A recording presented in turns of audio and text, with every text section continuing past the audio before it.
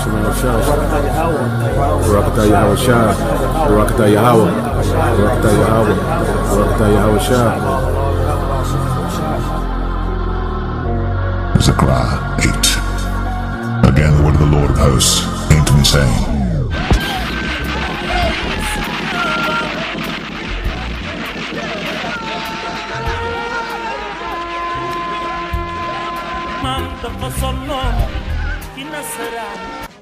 Remembering the French massacre of black soldiers at TRUMPET military camp 75 years on. Today, December 1st, 2019, marks exactly 75 years after the grand massacre of African colonial soldiers who fought to liberate France during the European Tribal War, also known as the Second World War. As part of iGambia's effort to keep on honoring African heroes, we chose to remember our African commandos who fought to liberate France but were later paid back with painful execution for demanding what rightfully belongs to them. During the Second World War, a team of African soldiers referred to as tirailleurs Senegalese, which translates as Senegalese sharpshooters, were recruited not only from Senegal, as the name suggested, but from a combination of African countries like Togo, Guinea, Mali, Senegal, Burkina Faso, Chad, Gabon, Ivory Coast, Central African Republic, and Benin, mostly against their will to be part of a multi-racial army to liberate France from the German forces. Black soldiers formed a larger part of the entire French army relative to the number of French soldiers involved. They were used to fight in Italy and along the Mediterranean coast. During the heat of the war, more than 17,000 black soldiers who were part of the General de Gaulle-led French army reportedly lost their lives in attempts to resist the Nazi invasion, with the remaining members captured as prisoners of war and locked up in a racist German camp. After the hard work, numerous deaths and massive contribution by the African troops, a grand propaganda scheme was set up to exempt all black soldiers from the final team that would later liberate Paris. Getting an all-white French troop to lead the operation became difficult because out of every French unit, there was about 60% black soldiers. The only French formation from which they could recruit a 100% white team was an armored division stationed in Morocco. They were transported to France on 1st August 1944 after numerous deliberations and were made part of the lead soldiers for the invasion just to sideline the contribution of black soldiers and create an avenue for French troops to headline the liberation. After this painful exclusion from the glorious moment, the black soldiers were sent back to Africa without pay and held in a demobilization camp in TRUMPET, Senegal. To worsen everything, the payment structure set to reward the soldiers was discriminatory and actually favors the white soldiers than the black. All these treatments attracted a protest during which they allegedly held a French general captive to help drive home their demands that the French failed to listen to. Est-ce qu'il est guerre? Il y a balle comme ça pour blanc, balle comme ça pour métis, balle comme ça pour originaire, et petit balle comme ça pour combattant. The soldiers demanded, among other things, an equal pay with their European counterparts, better treatment, and also the release of their salary arrears. This protest was termed a rebellion against the French power, and in return, French soldiers opened fire on these unarmed black soldiers who were only protesting for their rights. According to war veterans, about 300 to 400 of them were reportedly killed on the 1st of December 1944, with a few survivors imprisoned, but the French recorded only 35 deaths in official documents after using deadly weapons like armored cars, machine guns, as well as a U.S. Army tank. This grand massacre was carried out at the blind side of the unsuspecting general public.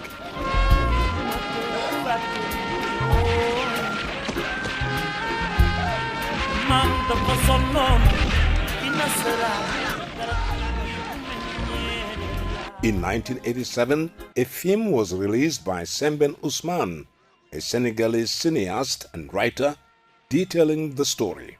However, the film was banned in France for 17 good years for obvious reasons. Painfully, the French government, in attempts to bury this inhumane man massacre down history, reportedly employed several mechanisms to justify the mass shooting, including the creation of an impression that the tirailleurs fired a gun at them first. In addition, they equally claimed that the tirailleurs were under German influence. They have equally failed over the years to own up to this crime and apologize to the entire African continent, especially the generations of the victims. As new generation of Africans, it is our duty to unravel every single crime committed against our people, but hidden deliberately for justice to be served. Whether France recognizes this or not, we will let the whole world know our ordeal and give much respect to these gallant soldiers for their contribution towards the liberation of France, whom turned around to pay them back with painful deaths. May their souls rest in peace.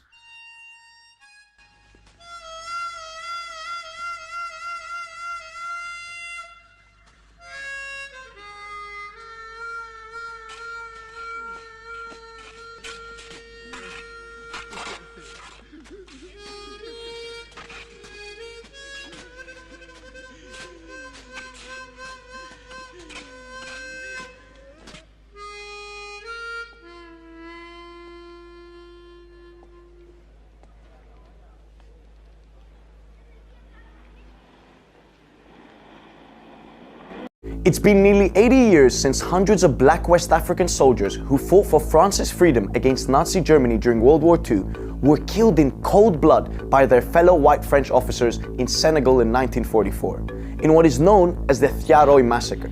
This is the story of how France treated its black soldiers and took their lives because they demanded their rights, how it then covered it up and erased it from school curriculums, attempting to deny history and lighten the nation's conscience.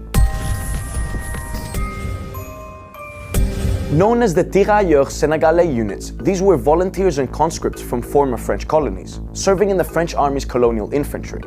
Specifically, the soldiers were from Guinea, Mali, Senegal, Burkina Faso, Chad, Benin, Gabon, Ivory Coast, the Central African Republic, and Togo. Those who were killed had all been prisoners of war, held in Nazi Germany's camps during the Second World War. They had been subsequently freed by the Nazis and transferred to a holding facility in Thiaroye on the outskirts of the Senegalese capital, Dakar. The soldiers were upset and demanded equal pay to white soldiers, in addition to their unpaid wages and pensions, and so what was a call for justice was translated by the French as a mutiny. And on the night of November 30th, 1944, white French officers killed their black colleagues held in Thiaroye. The French admit that 35 died, but war veterans say at least 300 black African soldiers were killed.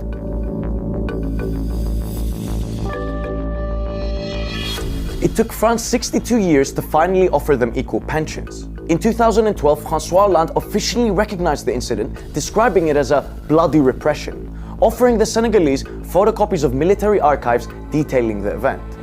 However, Hollande's formal apology did not detail who killed the African soldiers and why.